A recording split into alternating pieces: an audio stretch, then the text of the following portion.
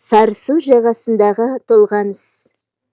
Сағым боп жатқан сарсу, жағана келдім арбала.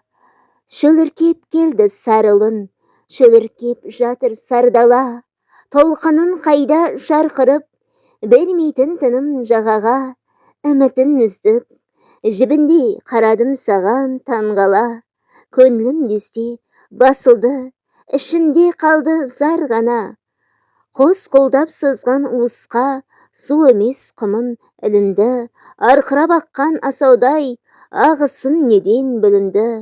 Қарқылдап қарға төбемде, үркітті менің рухымды, есіме алдым елімді, көзімнен көріп күнінді. Көк бөрі болып улысам, естірмей тәңірі үнімді, сарысу дейтін жұртынды, жындысу арбап кеткенде. Сызылып аққан суынды, қанден ит жалдап өткенде. Задан қайда буырқанып, нар бастаған бір көшті, зар еткізер өткелге. Қаталай тағдыр сені де, қаратып қойған көктемге. Көзіме менің бұрады, уыстап сенен алған қым.